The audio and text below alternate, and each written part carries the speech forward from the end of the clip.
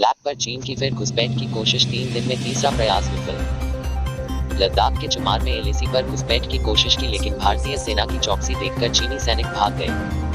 नई दिल्ली, चीन ने मंगलवार को फिर से घुसपैठ की कोशिश की है। लद्दाख के चुमार में एलएसी पर घुसपैठ की कोशिश की, लेकिन भारतीय सेना की चौकसी देखकर चीनी सैनिक भाग गए। वास्तविक नियंत्रण रेखा लैब पर भारतीय सेना हाई अलर्ट पर है। इससे पहले विदेश मंत्रालय के प्रवक्ता अनुराग श्रीवास्तव ने कहा कि चीन की सेना के 29-30 अगस्त की रात को पैंगोंग झील के दक्षिण बैंक क्षेत्र में यथास्थिति बदलने का प्रयास किया, लेकिन भारतीय सेना ने इस आक्रामक कार्रवाई का जवाब दिया और लैब पर देश की क्षेत्रीय अखंडता सुनिश्चित की। विदेश प्रवक्ता के अनुसार इस घटना के अगले दिन 31 अगस्त को जब दोनों सेनाओं के कमांडर बैठक करके तनाव कम करने की कोशिश में लगे थे, तो चीनी सेना ने रात में फिर से आक्रामक कार्रवाई करने की कोशिश की, लेकिन भारतीय सेना के समय पर लिए गए एक्शन की वजह से वह अपने प्रयास में सफल नहीं हो पाई। चीन से अपने फ्रंटलाइन सैनिकों को कंट्रोल करने का अनुरोध। विदेश प्रवक्ता ने कहा कि इस साल के शुरू से ही चीनी सैनिकों का व्यवहार और उनके एक्शन दोनों देशों के बीच हुए सीमा समझौतों और प्रोटोकॉल का उल्लंघन रहे हैं। उनके ये एक्शन दोनों देशों के विदेश मंत्रियों और विशेष प्रतिनिधियों के बीच बनी सहमति का उल्लंघन करते हैं। विदेश मंत्रालय ने कहा कि चीनी सैनिकों के इन एक्शन और आक्रामक कार्रवाइयों के बारे में चीन के सामने राजनयिक और सैन्य चैनलों के जरिए उठाया गया है। चीन से आग्रह किया गया है कि वह अपने सैनिकों पर कंट्रोल करे और उसे उकसावेपूर्ण कार्रवाइयों से रोके। भारत ने पैंगोंग त्सो के दक्षिणी तटीय इलाके में अपनी उपस्थिति और मजबूत की। चीन द्वारा पैंगोंग त्सो के दक्षिणी तटीय इलाके में यथास्थिति बदलने के ताज़ा प्रयास के मद्देनजर रक्षा मंत्री राजनाथ सिंह ने मंगलवार को पूर्वी लद्दाख में स्थिति की व्यापक समीक्षा की।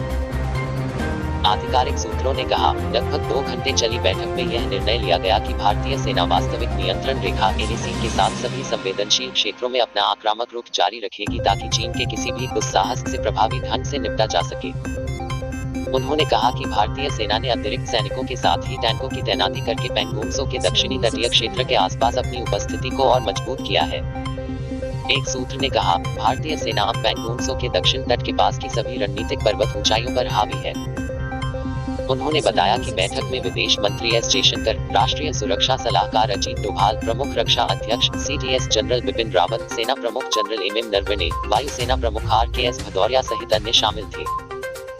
थल सेना प्रमुख नरवणे ने बैठक में मौजूदा स्थिति, सेना की परिचालन तैयारियों और सर्दियों के महीनों में कर्मियों एवं हथियारों की मौजूदा स्थिति बनाए रखने के लिए उठाए गए कदमों की जानकारी। 2 सितंबर की सभी बड़ी खबरें आ रही है आपके सामने, एक और बड़ी खबर निकल कर, देखते रहिए लगातार। प्रधानमंत्री पद से इस्तीफा देने के बाद शिंजो आबे ने पीएम मोदी को दिया जवाब, आपके शब्दों ने मेरे दिल को छुआ। नई दिल्ली, एएनआई, जापान के प्रधानमंत्री शिंजो आबे ने खराब स्वास्थ्य को लेकर अपने पद से इस्तीफा दे दिया। उनके इस्तीफा देने के बाद पीएम मोदी ने ट्वीट कर उनके नाम संदेश दिया था, जिस पर अब शिंजो आबे का जवाब आया है। आबे ने ट्वीट कर कहा कि आपके गर्मजोशी भरे शब्दों ने मेरे दिल को छू लिया है। मैं आपको बधाई देता हूं और उम्मीद करता हूं कि हमारी साझेदारी भारत जापान आगे भी ऐसे ही चलती रहेगी। पीएम मोदी ने जल्द स्वस्थ होने की प्रार्थना की।